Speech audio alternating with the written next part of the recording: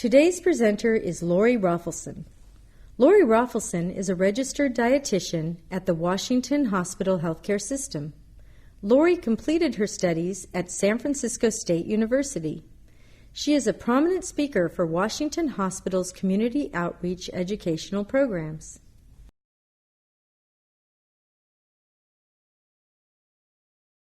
Hi, good evening. Well, like Lucy said, I've worked here at the hospital for about 15 years, or over 15 years actually, and I have spoken to families many times about feeding issues with their loved ones who may have swallowing problems or have a chronic disease and need to follow a special diet. But I've never spoken before on nutrition needs for the caregiver. So this is kind of a new point of view for me, and it was very interesting to look into. So what is a caregiver? Or how do you qualify as a caregiver? It's anyone who provides basic assistance or total care for someone who is frail, ill, or disabled and needs help. And I like this quote from Mother Teresa. It is not how much you do, but how much love you put in the doing. And so caregiver can be a friend, it could be a relative, a neighbor, and it could be someone who provides assistance part-time or full-time. And so the role of a caregiver can be very broad. It might include rides to complete errands or grocery shop, assistance to medical appointments, help with cooking, assistance with medications like we just talked about. It might be more, help with bathing, dressing, eating, feeding. And sometimes we become caregivers very suddenly. If a loved one, say, for example, has a stroke overnight, or it can also occur gradually over time and may be required for months or years. So it takes a toll on the caregiver. Being a caregiver makes demands on the body, the mind, and the spirit. And stress from just that daily care can take a toll on our health. We may not have enough time for our own health, our own nutrition, our own well-being. And so taking care of ourselves is put last. But the truth is, the more we take time to take care of ourselves, the better equipped we will be to take care of others. Physical side effects from stress can be loss of sleep. Stress can raise your blood pressure, can cause muscles to tighten, so it can have neck pain, back pain. It can also cause feelings of depression, anxiety. We all kind of deal with stress a little bit differently. And it may lead to poor eating habits. If we're kind of relying on fast foods, convenience foods, sometimes we turn to comfort foods, which often have a lot of fat or sugar or salt or all of the above. And also stress, there have been studies that look at how stress can make us more susceptible to illnesses, to colds, and weaken our immune system. So it's really important to maybe address the stress in our lives if we can. So the first suggestion or tip I have for you actually is not about food, it's about meditation, which I read up on. And it's not related to nutrition, but it can complement, I think, a healthy diet. So I like this quote: "Go within every day and find the inner strength so that the world will not blow out your candle." And there have been a lot of studies looking at meditation and the benefits from yoga and meditation. But the studies that look at meditation benefits say it can lower blood pressure, lower cholesterol, lower the occurrence of heart disease, and can help boost the immune system. It can also reduce symptoms of irritable bowel syndrome, which often that is GI upset or diarrhea. The study subjects who they looked at meditated for about 20 minutes a day. And that can be broken up. It could be 5 or 10 minutes at a time, or if you have time to do 20 minutes at one time, you could also do that. So that's something to consider. But of course, my focus tonight really is on food. And I like this quote also: "The food you eat can either be the safest and most powerful form of medicine or the slowest form of poison. So let's start with breakfast, since that's the beginning of the day. Some of us start off very busy, but if you can make sure you eat something, it will help give you the fuel and energy you need for a busy day. I like to suggest usually including some kind of protein at breakfast, because that will help keep you feeling full longer. Examples would be like eggs or egg whites, low-fat cottage cheese. You can do a Greek yogurt, which is a little bit higher protein than regular yogurt, peanut butter, tofu, if you like tofu, and include with that a serving of fruit or whole grain bread or some cereal, which give you that carbohydrate and energy that you need. If your day, starts and you're on the road right away, try to bring things that are portable so that you don't skip breakfast, like cereal bars, maybe homemade breakfast burrito, fresh fruit, an egg sandwich,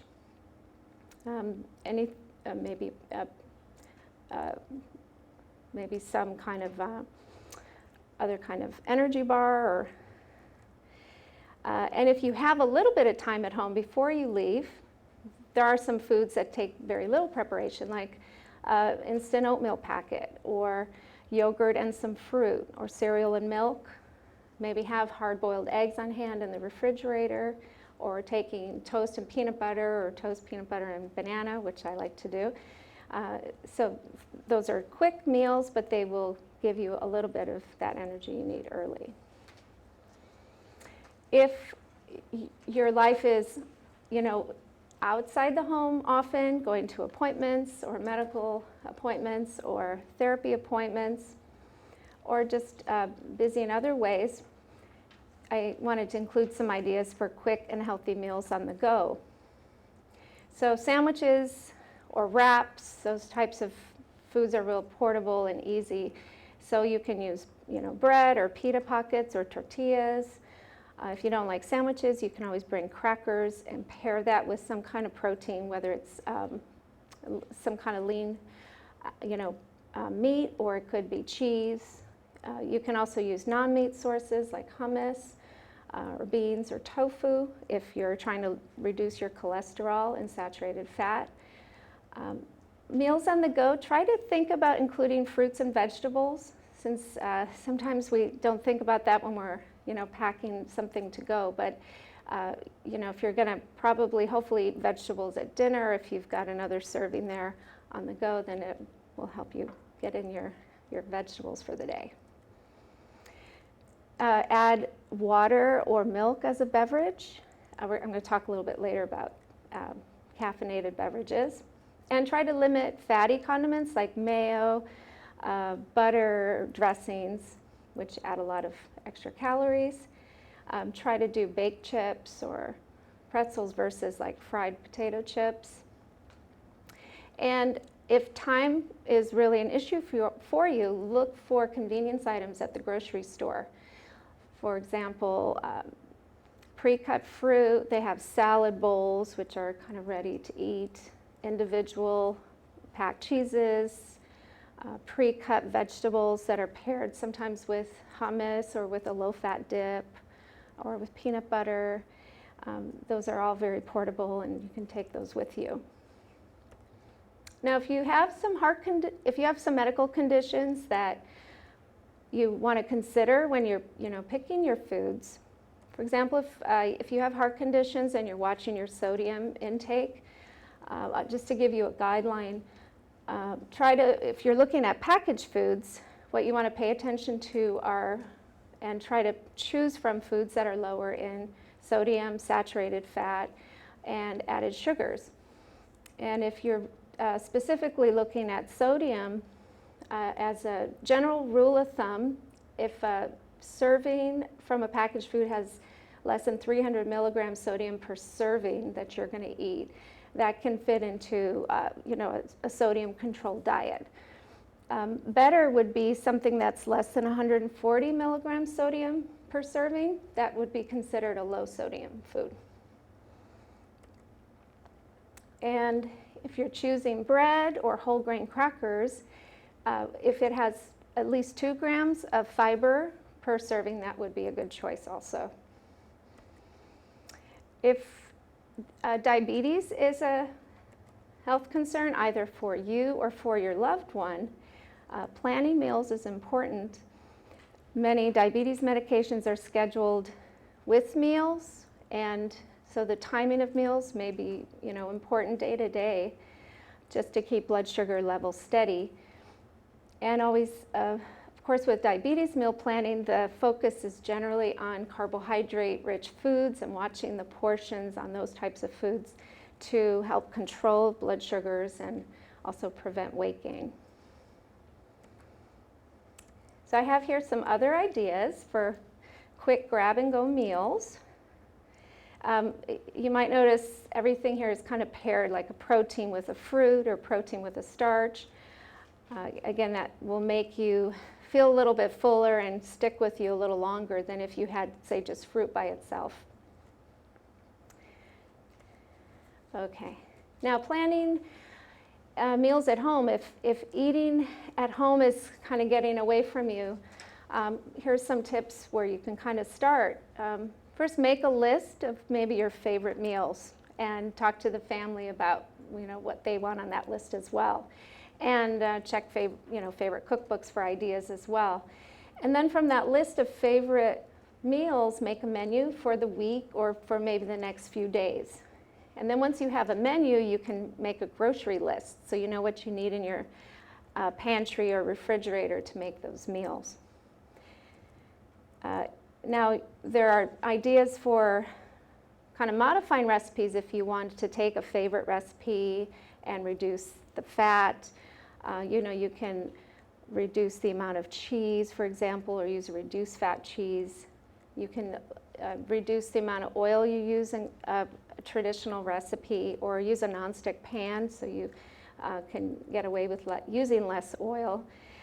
And a lot of recipes are still very good if you substitute a leaner meat for, say, a traditional, say, ground beef, use ground turkey or ground chicken or a mix.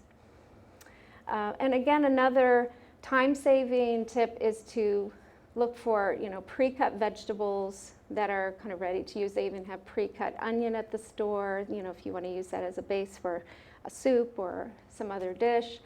And that, will save you some time in the kitchen. And then if this is also food that's going to be served for your loved one, if you need to, you can just cook it longer if it needs to be soft or it needs to be mashed for them.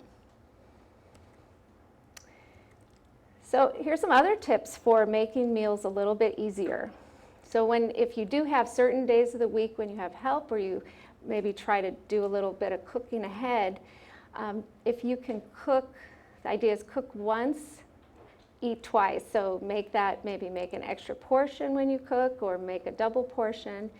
And if it's a food that will refrigerate or freeze nicely, and you can reheat and eat again, like a soup or a casserole, those types of foods. So you divide up your leftovers into individual containers, and then you have a quick meal for the next day. Or if you make a lot, you can freeze it in serving size containers and pull out and eat on hectic days when maybe you don't have time to cook. And again, rely on those pre-cut vegetables and fruits at the store. There might be an extra cost, but it's worth the time savings if it helps you get more vegetables and fruit into your diet and improve your health. Here's some ideas for eating on the road. Again, pre-planning can help you avoid fast food or unhealthy snack foods. Try to stick with normal eating patterns when you're on the road. So if you or your loved one normally eat at a certain time, try to maybe maintain that schedule when you're on the road. Check which restaurants maybe are on your route so you can kind of plan ahead. If you're going to have snacks in the car, plan for some healthy snacks and plenty of water. When you're driving and confined in a car, you want to try to avoid high fat or high acid foods because they can cause indigestion and heartburn. Avoid real sugary or rich foods, as those can cause fatigue and feelings of heaviness, and you want to stay nice and alert when you're driving. And if you want to avoid going too long without eating, as we know that can make you cranky or anxious or also cause headaches. So again, a little bit of planning at the beginning can help. Now, the next thing I wanted to talk about was asking or accepting help, which can make it a little bit easier for you, especially in the area of food. Don't be afraid to ask for help for shopping, either someone who can maybe come watch your loved one while you go shopping, or if you give a list to someone who's willing to go shop for you. That may help you with getting meals prepared. And that time away is that respite when you can do something for yourself, even for a few hours, can really help relax and maybe reinvigorate you. Another idea is setting up a dinner drop-off. So you can arrange with friends or family who like to cook to maybe a couple times a month prepare a meal and bring it over for you. So you can put it on your calendar, confirm with them, they are going to bring you a meal that day, and you don't have to worry about cooking. And for a lot of people, that's, cooking is their way of showing love or showing, a way they can help. So it, may make them feel really good as well to contribute in that way. And that gives you a break from cooking. Now, during the day, as we're busy and maybe getting a little fatigued, we sometimes turn to caffeinated drinks or sugary drinks to kind of give us a boost of energy. The pitfall in that is, caffeinated drinks will, they kind of act like a diuretic and can, actually dehydrate you. And sugary drinks may kind of boost your blood sugar levels, but then they will crash, and so then you feel kind of lousy after. Like climbing a mountain, yes. So drinking water throughout the day is a critical part of keeping the body nourished and energized. So try to avoid consuming caffeinated drinks in large amounts, and also limit added sugars for that reason. You can flavor water with sliced fruit or cucumber if you don't like really the taste of plain water. So that can make it a little more palatable. Now last, if your loved one is hospitalized, I wanted to suggest you take advantage of our Salon Cafe, which is located on the ground level of the hospital. It's our cafeteria, and it has hot entrees and grill items most days of the week.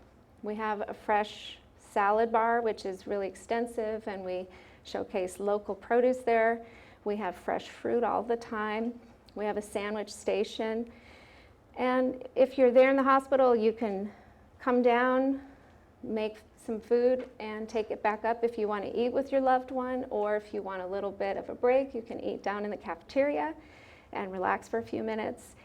And it's open till 7:30. So what some people do, even employees, is they stop in the cafe on their way home, and they pick up maybe a whole meal. They pick up an entree, a vegetable, and a starch, and they don't have to cook when they get home. So that's also a suggestion that you can consider. And I just want to finish with this last quote. My caregiving journey is challenging, but I do not journey alone, and my best is enough. And so remember to take care of yourself so that you can better take care of others and your loved ones. So thank you. That's my presentation.